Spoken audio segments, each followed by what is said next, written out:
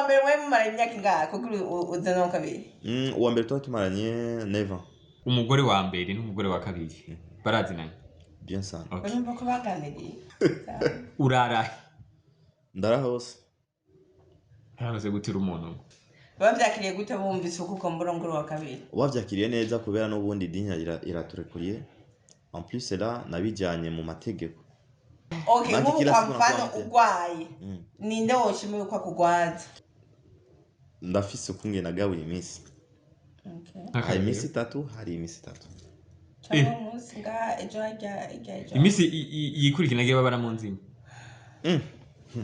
Wacha. Wacha. Kubera ko utabazanye aho nyene apo. Namba baravyumvikanye nawe ukaba mwaravyumvikanye. Kubera ko utabazanye mu nzima mukaja. Yavuze ko umugore none wavuze ngo iminsi wayigabuye gute?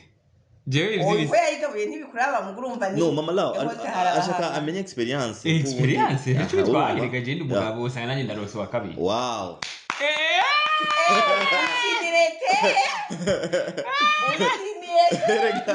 Okay ni mufite to kuzogira ababiri. Kuva kera. Kubera? No vyanjemo gusa. None uburyohe buri. Aha mubona uko umugore wo mutoyi aringa naye anasema hakuna shida. Unaona? Konte ya nani? Sio yangu. Konte ya nani? Ya bi mdogo. Sawa. Fisimana Fisumuzigamye Madizo sangikice Nurukundo Ndakumetri Singisubiri inyuma Ko Yesu yanesheje nanje nzonesha yaraciye inzira ubu ndishikira. Hola people ndabaramukije amaro y'Imana mwiriwe na bwakeye bivanye n'amasaha muri kumurabira ko kino kiganiro. Jewe nitwa Naraska Nero gatandatu solution man of God new creation son of God unstoppable n'andi mazina menshi sana. Sasa nkuko mubona turi muhira ariko kandi urabona ko twagendewe n'umushitsi tumaze igihe kirekire dupanga ko twobonana twokorana umwanya ntudukundire veyo ko nawe afise akazi kenshi kandi urazi ko kino gisagara ibintu bigoye bisaba kuma wiruka unatafuta pesa au vipi, ariko yemeye kuza gukora ikiganiro no munsi saa 4 irenga gatoyi no kuvuga yuko yatwitangiye. Sasa ni ibintu by'igiciro n'ibyicubero cyane, ariko imbere yuko ndamwakire ko maze nakire umufasha wanje. Karibu sasa ishusho wangu. Mkazi wawe. Wewe mkazi. Akorera ko. Jambo sana. Mwiriwe mwaramutse bwakeye bivanye naho muherereye. Ni Fanny Ravine mama twafa Solution Madame Kezimana n'ayandi menshi cyane. Lakini mimi nilikuwa nataka niongee Kiswahili. Kwenye Kiswahili au vipi? Kwenye Kiswahili. Yeah. Sisi tulizaliwa na Kiswahili, tukanyonya Kiswahili. Okay. Tukakomalia Kiswahili. Yeah. Lakini mume wangu alikataza, alisema tuongee Kirundi. Juu kwao ni kule Kisiki. Anaongea Kiswahili. Ndio maana naongea Kirundi, lakini leo nilikuwa na mpango ya kuongea Kiswahili.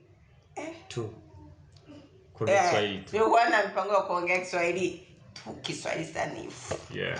Haya, leo tuko na mgeni mnaomuona iko na sauti nzuri. Yeah. Bebo sifu. Sawa, tunamkaribisha. Karibu kaka. Unakaribishwa. Bana, assalamu alaikum warahmatullahi wabarakatuh. Kwa salamu alaykum kwa Kristo. Jambo sana kwa sio sala walikuwa nasema pasikia best voice unapata ni Kube Drama inare watinya muri exclusive interview watazira ubuki buzosera abakobwa bose. Hey. Ivyo rero ibuze mu buki buzosera abakobwa umugore wari nga. Bose nagani bane. Okay. Sasa icambere mwavyumvise ko yitwa Kube Drama ariko Aliasi ubuki buzosera abakobwa bose. Ako niko wafashe gusa. Izina ry'ikirundi ni Bukuru Kube Drama. Bukuru. Kumburi yasa. Kutoya rashariho. yaratashe Okay. mani kwakira huri ni mu brother ni mu sister brother brother popote upo najua sina unatusubiri tuzoza ntiharagira aho tuza ariko tuzoza kandi tuzosanga umeze fresh sasa no musi cyatumye tumuhamagara murazi ko solution competition ihari kugira ngo ivugane byinshi maze imisi mvuga ngo biganiro tuko turakora ariko siko tutabikora ni kubera ko ivyo tuba tugomba kubayagira tutaba turabitororokanya canke twumva aho benshi bagwaye nicyo gituma no musi twazanye Copy Drama asanzwe ari umutangaza makuru asanzwe ari umukinnyi wa film ku radio yitwa Gicu FM ugende mu bakurikirane ariko kandi asanzwe ari n'umukinnyi wa film akanazikora asanzwe afite impano nyinshi muri byinshi aza kuvyivugira akaba ari n'umuswahili yavukiye alizaliwa Bujumbura. Alizaliwa Buyenzi. Ndio maana leo nilikuwa nataka niongee Kiswahili. Yeah. Sasa nuko Copy Drama Petuacha mwa Kiswahili. Jisikie kama uko nyumbani. Sasa. Jisikie kama uko nyumbani na huwa sisi tuna ni familia ya Vibe. Kirundi. Bana ni basitukose. Abarundi bature. Rero what? Okay. Kuri kuragiye. Voilà. Mu cameraman wanje ni Joshua muramuzi yuko Joshua atanyorohereza. Deja tumuhamagara n'umunsi Kubi twagombye kuvugana ivyingo n'imiryango. Icya mbere Copy Drama ufise abagore bangana.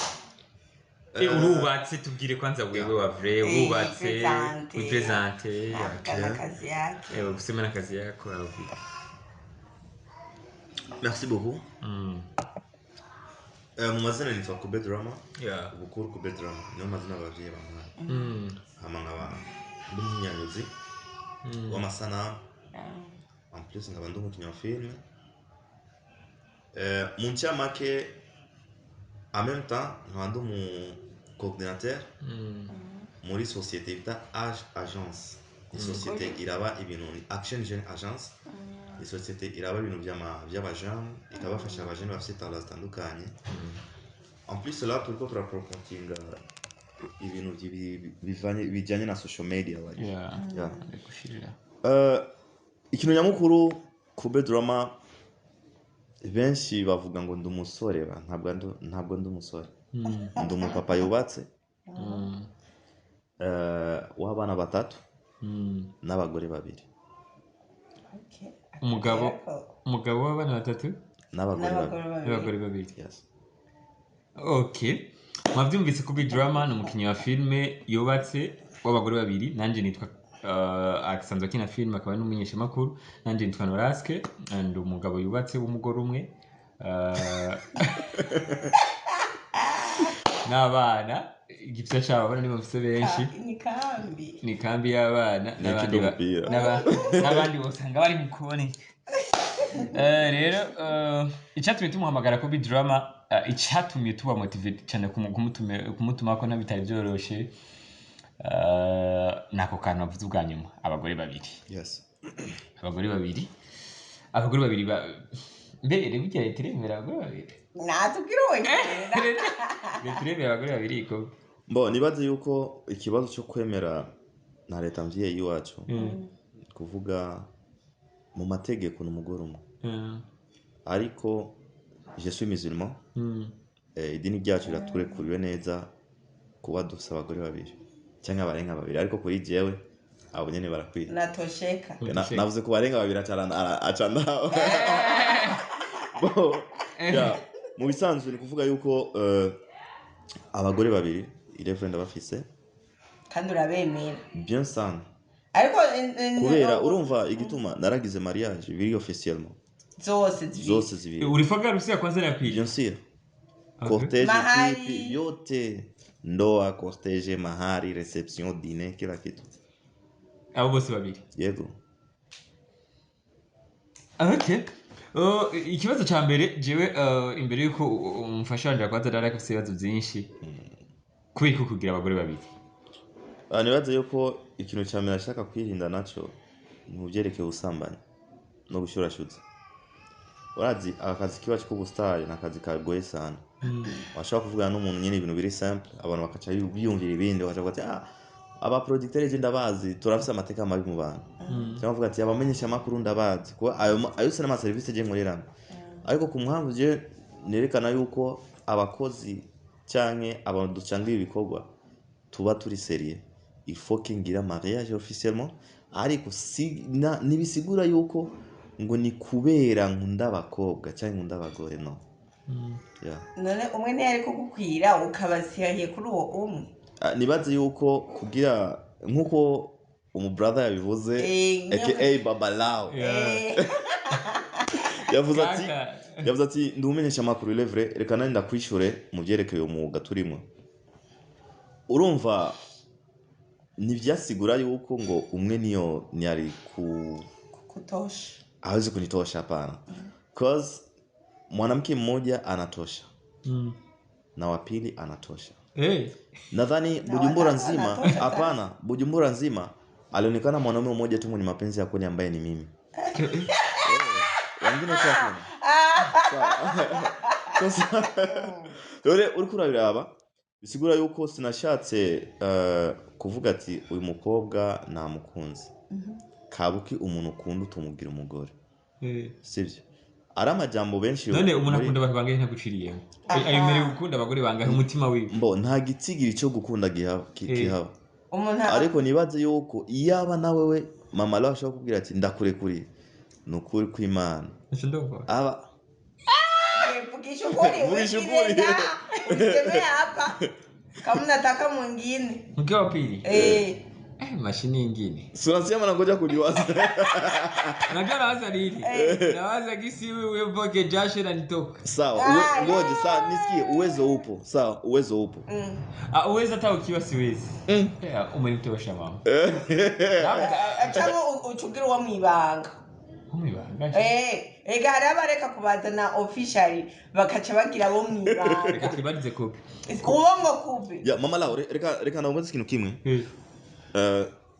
uno musi ngoma ndakurahitse ubwo murahire nta kibazo sawa nta mukobwa urabona mu ibarabara ukavuga ati uyu mukobwa ni mwiza byo bisanzwe be uhora bamo kandi nawe turi kumwe ntabwo ari umuntu ni mwiza byo bisanzwe urumva rero ubaye mwiza abamuzima kubera narongo none erega wari zibone n'abamisi batogwa n'abagabo bubatse bamisi batogwa barabashira haje bavuga ati okay umukobwa mwiza w'ubwenge ntatogwa n'abagabo ahubwo ntabona mwipfuje haro kwipfuza oya si ntukagombe kunyononera ahubwo n'urubanza nzo haro kwipfuza niyo ndiko ndagira casting nawe nibyo yashatse kuvuga mubaza uko nyene yashatse kuvuga jewe navuze ati kuri je navuze ati rega kubona mwiza no kumukunda ni bibiri nawe nibyo yambajije gute yashatse kuvuga kirundi kinamusumbu hapana yara murundi wa nisikie basi audio muona mwanamke sawa unasema hivi mwanamke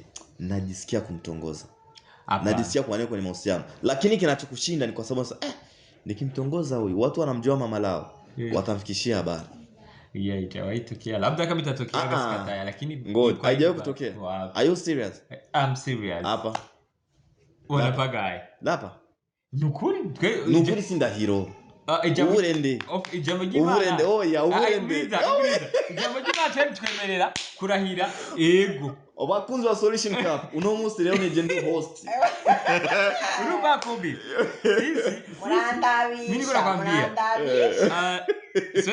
siwezi nikaogopa kumwambia ukweli sijawahi ona wengine zaidi yake sawa zaidi yake hajawahi kuwa lakini swali uko unakwepa swali unajua asijakwepa swali yoyote wavuze ngo ndahire ofete kubera jewe idincha iganje itanyemera kurahira ibindi ndakabura umwana ndagize oya nibaze yuko urahira ibintu atari vyo nico ikubuza ariko urahira ikintu uvuza ati dini inakataza ariko ukuri kw'Imana sijawahi oya ikuru kw'Imana sindahiro ntacho reka sawa tuendelee kipindi mimi swali yangu iko hapa oya kirundi bafanzi bangu benye haba ikibazo canje kiri ngaha sivyo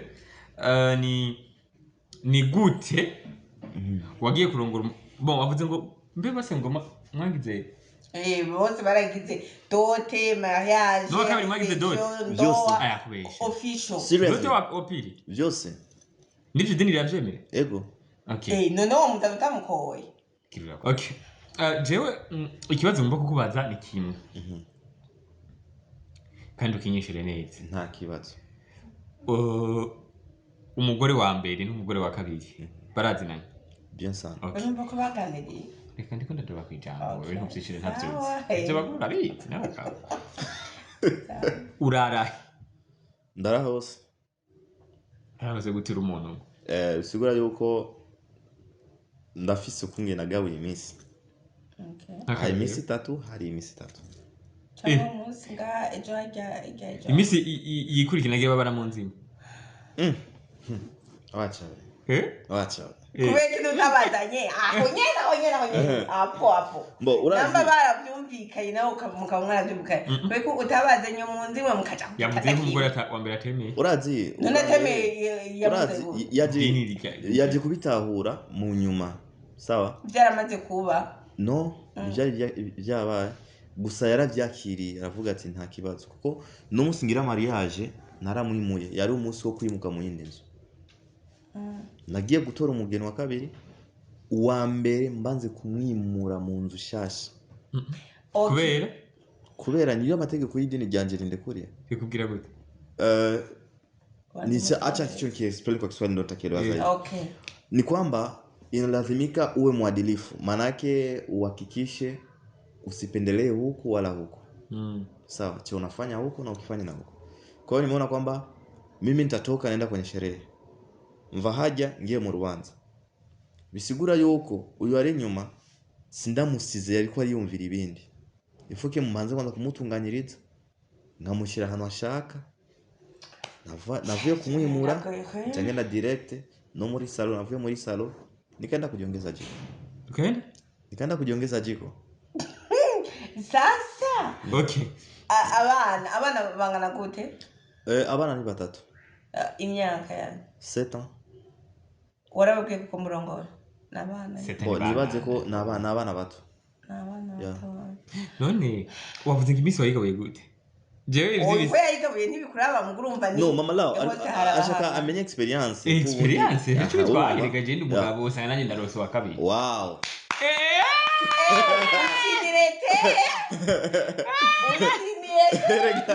okay ni udukurukuru niyo nkuru nyibyirisha mugaye urumva beje n'umuntu ivyo bintu nushaka inama muri ibi uko abigire mwibanga ntabiyi imisi umwe nayigabuye indwi ifise imisi indwi ifise imisi indwi bisigura yuko ari ukuntu nagenda ndafata entourage y'ubuzima mbayemo ndavuga ati reka ndabukumwe iminyanyura ibintu 3 jours 4 jours 4 jours umunsi umwe nawe tujya no urumva ni 3 jours ntabwo ari batatu sawa ni babiri imisi 3 ubundi imisi 3 hamwe ubundi munsi no kuruhuka ubundi munsi uruhuka ujaye utusubirayo utusubirayo gatugarura kukuzuza ntagarura mu nzu uruhuka ujaye bakubaje yude uguma hamwe sasa kuhusu system vizuri tu kawaida fasi yote siku 3 napiga mfreeze oya inkuba haraye mutowe kama hivi sana kwa bimdogo hapana wote ni sawa sababu ndafise umunsi umwe mu kundwi ndabicarika bose turasangira bien sûr wazi kumugura wari ngaha tuzokwimubaza umwe uje turi kumwe bimdogo bimdogo ni wabonye ko bagenda no hapana bose turagendana gusa ni kubera nari kuri zamu ya bimdogo urudena na zamu ya bimkubwa usijali naye atakuja au uje mwe wote batatu sawa lakini drama iyo kesi ko nguvu ano ni bisanzwe kubera ari ibintu byinshi nashaka kwirinda sinashaka yuko ngira vya bintu by'abajije byo kuvuga ati ndiko ndakwega sasa ni ngumu mimi swali yangu ingine ni hii hapa ulisema fasi zote unapiga vizuri mashini fresh kabisa ya mpya okay 0 km kila siku okay kwa mfano ugwaye ninde woshimiye kwa kugwaza nibaze ko bose no bongwaza gusa kimwe bivana n'ahantu nagwariye. Nk'ubugwariye kwa Bimdogo ucukuma kwa Bimdogo. Kwa Bimdogo. Mpaka upone. Mvuto wava wigirisha ngo wagwaye kubwira ubura guma. Oya, nibiba kubera iki? Jene nifuje ko Bimdogo tumubaza ariko twatumwigiriye twari kumubaza ikibazo kimwe ariko ntaco. Oya tuzabaza bari kumwe bose ari batatu. None muri famille wanyu barabizi ko ufise abagore babiri. Bien ça, nuva ko nagize mariage officiel. Bavyakiriye gute bumvise uko mburongoro wa kabiri? Wavyakiriye neza kubera n'ubundi dinya iraturekuriye. En plus là nabijanye mu mategeko. Ikibi no gukwega. Nagiye babona madami baranyakira. Bari babitse ko ari umugore wa kabiri. Bien ça na inkoko ndarya. Nivyo biriho mu gihugu. Birahari nyene. None uyumva gute usaba abagore babiri? Niyumva neza numva umunezero udasanzwe. Sure. Yeah, ndabi a plus que ndabishimiye. Abagore banje bose ndabakunda cyane. Yeah. Umugore mutoye muri bose afite imyaka ingahe? 26 ans. Aramuhenze wa 26 angire acara umwana ntiyabitohoje neza. 26 abageze.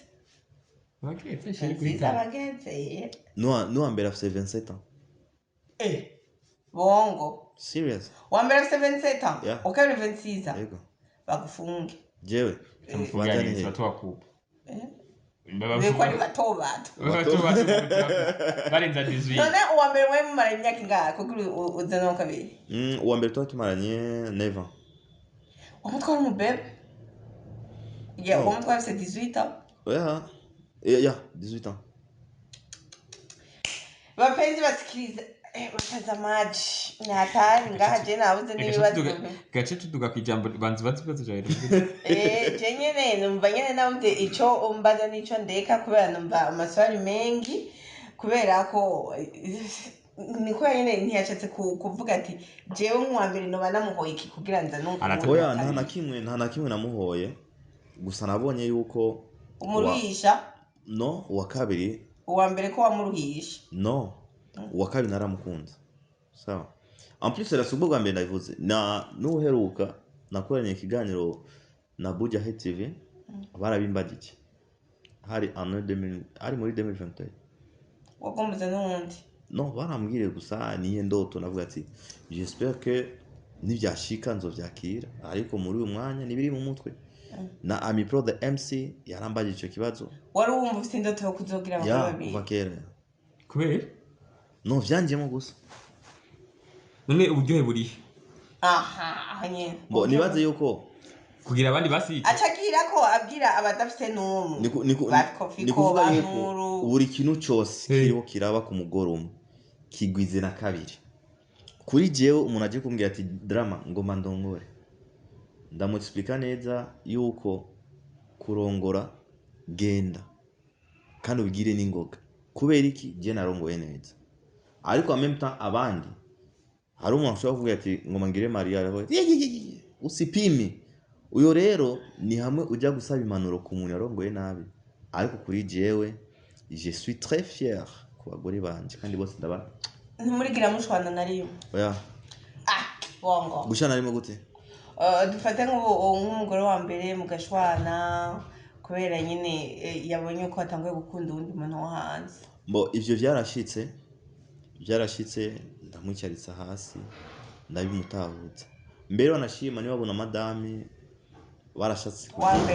barashatse kubyinjira madamu yuwe useme wa kwanza wo wa pili barashatse kubyinjiramo arababwira ati ujya n'umugabo wanje kandi arankunda numutwinjirire nanjye ndamukunda reka nubake okay none twe dufise umwe twe turareka batafise n'umwe wodwanura ko twogira wa kabiri kubera iki twogira wa kabiri muvyemerewe murashaka kubikora kubera igihe wabone yuko warongoye neza nta kibuzo kuzana umugore wa kabiri ahubwo warongoye neza kumana no nyine mugataza oya urumva ahubwo warongoye nabi niho wopfa umutano wa kabiri ukaririra umva nakubwiye nibaze yuko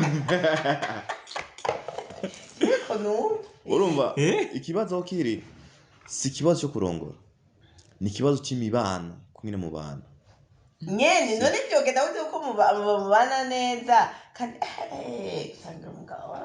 je nawe ndavyumva sinenzi ko mu bagenzi banje ufisemo umuntu umwe yoba yariroshe kweli yoba afise abagore babiri. Hari abantu baravuga ngo kurongora no kwiboha. None nyimba kwiboha n'umugore muba wiboshe babiri na uba wiboshe wese uba wiboshe guki. Okay. Hama ivyerekeye amafaranga navyo bimeze gute kuri ivyo urumva kuri ico benshi barakunda kuvyihendako kandi abasore benshi bahura kutagira engagement ku mpamvu zo gutinya sivyo ku mpamvu zo gutinya gute ari umuntu agize ati ngoma ngire mariage abagenzi be b'abasore bamubwira ati we utabiweza we kwa icyambere kiza mu mutwe n'ikintu cyavuga ati hivi kwa ni rasio ya kila siku nzo ishobora ukacuraba nindiza amahera ngaye ku munsi ku kwezi nindiza ngaye amahera ku munsi nzo yashobora inzu iki ivyo byose ni ibintu bituma umuntu atinya kugira engagement ariko mu gihe wiyangaje uri officiel ukagira mariage vyemewe n'amategeko umuryango ubibona ubashigikira imihezagira y'abavye bagatako ucu usanga n'Imana iri kurugurura umuryango. None nk'ubunye dufate ko umugore n'umugabo usanga babwirana nk'amaproje urumva umugore wa namba n'amafaranga usahana kanaka ukamubwira namba n'uwo ufite ideni ukamubwira kugira ngo ejo amwofa imbere yiwe amenya ubutunzi bwawe buri. Okay. Eske ubibabwira wowe bose cyangwa hari uwo ubibwira umwe muri bose barabizi. Niyo mpamvu ikintu cya mbere nasavye Imana imfashe abagore dutahura kumwe. None iyo uri kuravuga ngo wasavye Imana uri sirikari Imana ego hari ubushiko kurongora abagore babiri muri dini ryacu turavyemerewe. Imana idusenga ya mu dini ryacu irabitwemerera. Nyereka ahantu kuri bibi yanditse ko umuntu azobana n'umugore umwe. Haraho byanditse ko umugore azoheba ariwo bakagenda kubana n'umugore we numbaze n'umugabo wa Karamata. Niyo mbavuga ngo n'abagore biyovuga n'umugore wiwe. Jewe kubera ni kubera buri kintu cyose bakuvuga ati genda muvyare murondoke. N'Imana muremera umugore Adamu yamuremeye umwe kwega itamuremeye benshi ntibari bwaboneke ntibari bwaboneke na Imana niyo iri kurema na 10 ati bose rero babe bakizako. Erega ikibazo cha religion ni kibazo ni kitu kigumu sana sawa kwa sababu buri umuntu wese arafite ukungene yemera. Sawa reka tuve ku madini tuje mu mutima. Okay, right. Kwenye nafsi yako. Nta munsi uricara wumve uri kuriyagiriza na kimwe nibira nta nibizofa bibi. Apana kucha wishikikiza ngo idini no apana dini tuve ku idini utu turiko turavuga ikintu cyose kiri officiellement sawa nta na rimwe. Umugore wa mbere n'umukunda ndamukunda cyane. Sure. Yes. Bakebenza kandi rero wanashima nibintera n'isoni kuvuga ko ndabakunda ahubwo nca niyumva fier.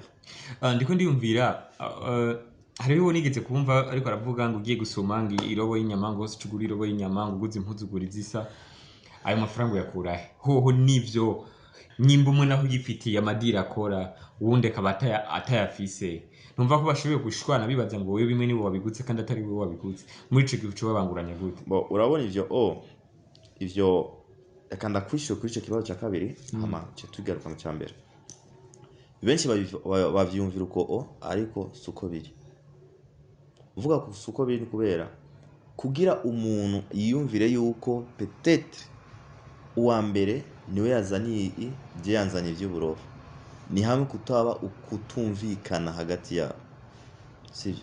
Je abagore banje barigeze kunyakira wale yatapa kirundi kunyicarika wanikashaga sehemu moja wakanambia unaona utatuletea mwanamke watatu hao watakuua. Mimi nakwambia nikamwambia hivi huyo watatu akikuja inaweza kuwa ni kifo na baba batakuja huyo uje mukoko urabona ngena kuraba nini batakuwa ukubera ko abarundi bacumugani mu kirundi ngo ati inkuba zibiri nizisangigi uyo n'umugani umugore wanje n'inkuba umugore wanje n'inkuba sasa iyo ni migani asoma n'inkuba umugore urabari wowe urabari umugore yashukuye uramuzi ntare ntiyegera igikoko gitinyitse umugore yacu apfuye we kazi yako okay bo ariko muri vyose bivana kwanza n'imibano kumwe mu bantu none drama je nuranyishura ivyerekeye imirire inzu ration n'ibiki byose okay imana yarampeza agenda multi service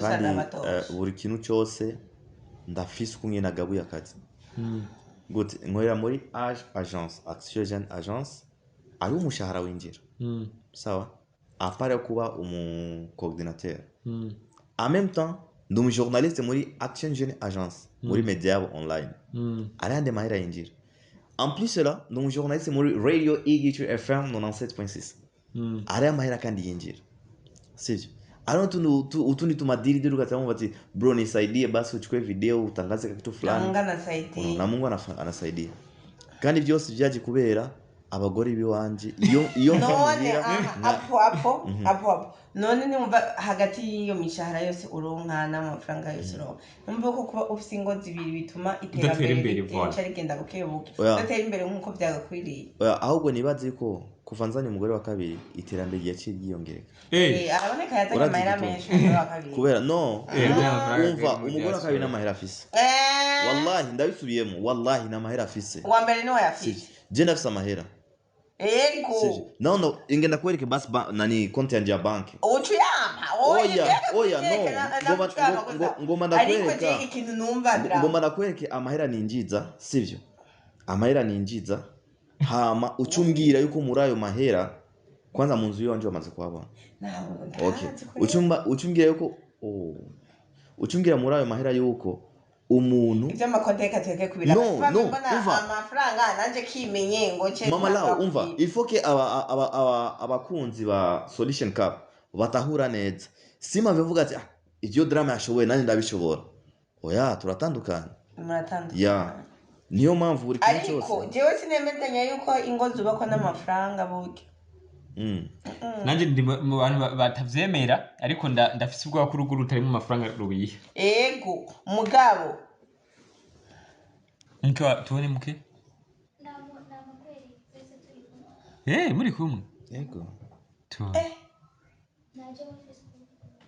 ndi muri aha mubona uko umugore wo mutoyi ari ngaha naye anasema hakuna shida sunona konti ya nani sio yangu konti ya nani ya bimdogo sawa lakini bumko azitia bimkubone huyu zote banafanana nubumwe ngono bumwe oya bimkubone wapi huyu banafanana mawe ngono bumwe ubisi cyane bumwe kweli lakini wanafanana Aisha mbona wewe unamsogelea sana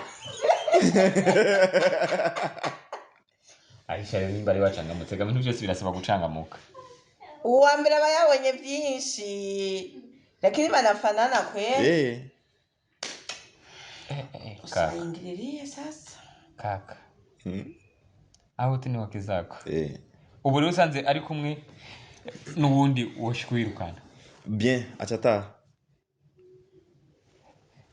abo bagore bakuye amashugo yabo kabisa okay ladies and gentlemen tubutse ko turi kuri channel Solution Cup nkuko mubibona je nitwa Nohaske uyitwa Fanila Vino yitwa Drama akaba ari umutumire wacu afise abagore babiri bakundanye kandi bose abakunda kandi bose arabakwiriza ntaco bimutwaye aho kaja mu gafatiyeko cyane ego rero ku bantu bari bifuza kugira abagore babiri canke bari bifuza kuzogira abagore babiri canke babibaza ko bitabaho nico gituma twamuzanye kugira ngo abaho umuco ingene umuntu ashiye kugira abagore babiri drama duka kwijambo kuvyerekeye kugira abagore babiri hari ico bifasha mu buzima ego canke ico vyica ikintu kiravye ico gifasha okay icyambere je mu bisanzwe na projezi wanje mu kuzikora simbanza kumva benefice mbanza kwanza kumva perte umuntu ahombera he kuko icyambere bakubwira ati uhusha itunga ahusha umugore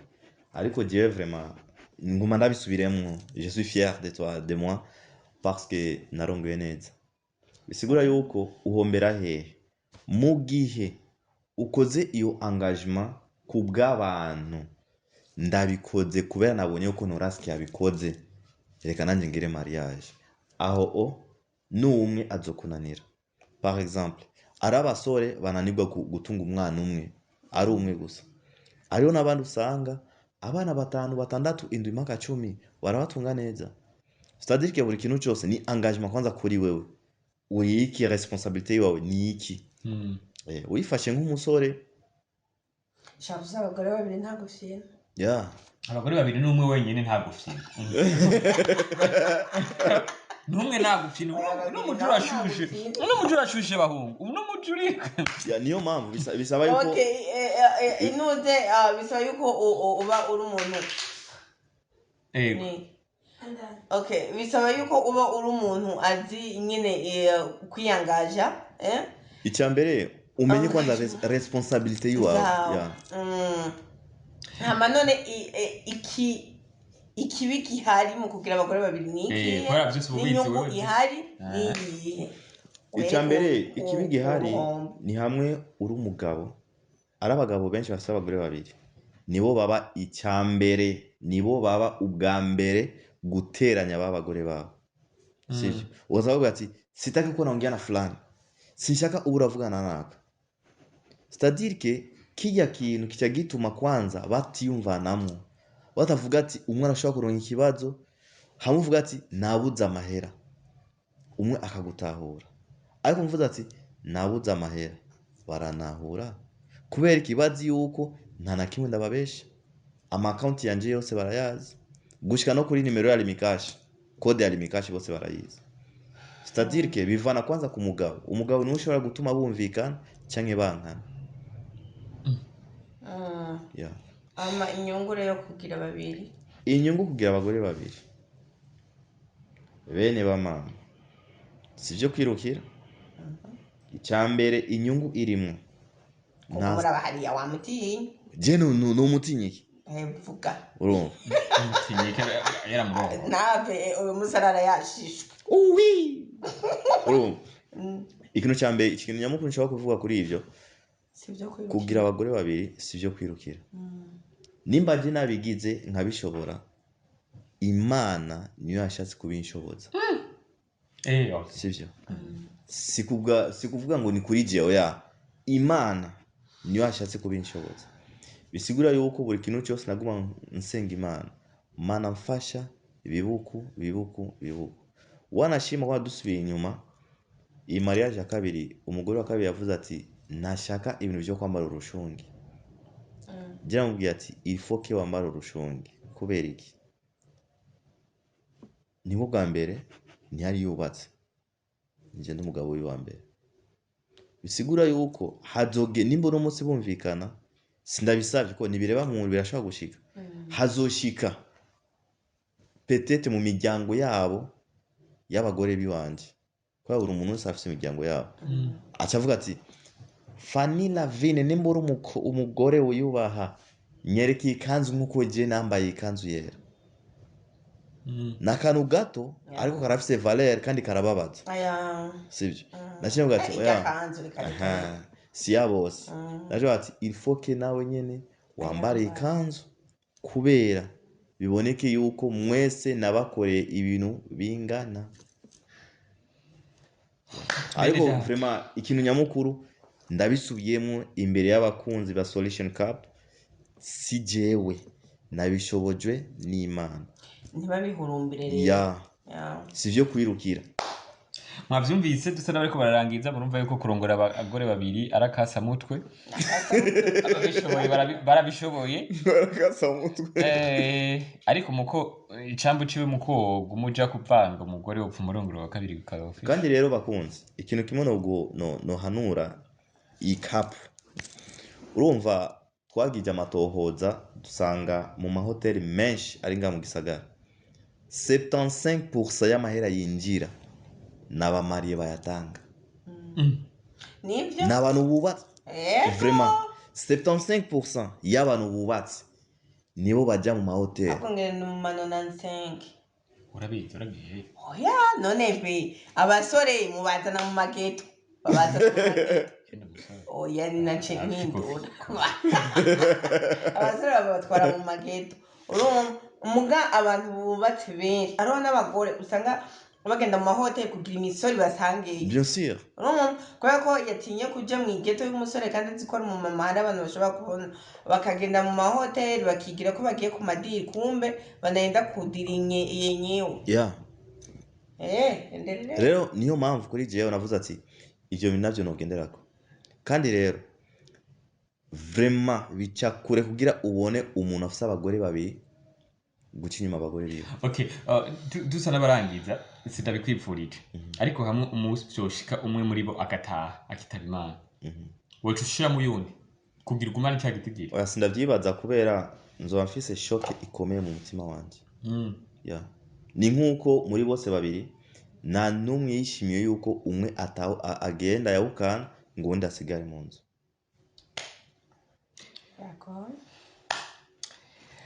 Bakunzi bacu ibibazo munza kumubaza drama azobisoma azogaruka vyishuri nivyo bagore bene bone bazoza bavyishurira Aisha bimwe mwaraza kuzishurira nga ubutaha ndavuze n'izina ryiwe sorry ubutaha tuzoza turi kumwe nabo turi 5 ni kuvuga bishura ivyo bibazo muzoba mufise mu babaza hama bakoze kutwita. Merci beaucoup mwakoze kunyakira. Je gusa n'abafise ibindi bibazo ariko ntaco. Bafise ibibazo byinshi kweli. Ariko ntaco mugabo jewe navyisabiye jewe niyumva ashaka kuza nundi. Azobinyegeze agende kimya. Ndabakunda cyane mu cameraman yanje yitwa Joshua Nisi Dancer mashiye kumukurikirana ku ma platform yiwe kuri Instagram yitwa Joshua Nisi ariko kandi kuri Facebook niko yitwa amazimisi kandi ashushe cyane kuri TikTok. Thank you. Hello guys, nashaka ndabatumire rero ku rubuga nguruka umenye navuga ati Solution Cup ni YouTube iriko irabikora neza cyane tibagiye muri agence cyangwa ad media hama rero reka ndabashimire usige nimero yawe kugira abajene bafite abajene bahehe abajene bafite oya mu urashobora kubita abajene bafite talent hama usanga akaba n'abakobwa bashaka kurongoka hama gusa ego ubusutira abakobwa bose turabaye ikaze muri ad media cyangwa muri agence abadushigikira impano zitandukanye abajene bafite talent hama ikindi naco nshaka ndakubaza eske TikTok zanyu ziri monetize? Harimo iziri monetize n'izitari monetize. Urabikora? Hajya nico tujejwe nico dukora. Sure. Yes. TikTok iri monetize buri umuntu wese turabahamagaye no Facebook nibirakunda kubera bivanye na license kuba nizo TikTok biva hanze y'igihugu. Biva hanze y'igihugu byose byose bakacyaguha bi top monetize. N'amahera uyatorera ngaha nyene. Ni kuvuga amahera yinjira muri nani yawe urayibona kujya kwa YouTube ukacyavuga ati jya muri agence ukacuvuga ati amahera yiwanje naya naje kuyatora ukacyavuga ati muha amahera yiwe Joshua atindukira hajya kuri byo wanyu mu mutunganiriza kubera urumva bisigura yuko TikTok zacu nidutanga TikTok buri muntu wese kugira yiryohere dutanga ku muntu afise akazi kugira kamubyaze umusaruro kuko ikintu nyamukuru turiko turakora hajya turiko turashigikira impano zigicaruka ko turafise na studio recording hajya turafise maison production turafise byose rero ukacu usanga ari umuntu afise TikTok yiwe imyaka n'imyaka atana kimwe mwinjirije rero kugira twirukana ubukene mu gihugu cyacu ciza cy'u Burundi ifoke tugira ama movement menshi azana amahera kugira turabe yuko orongora abagore babiri imitware gabanuke ego abagore babiri guys bye ciao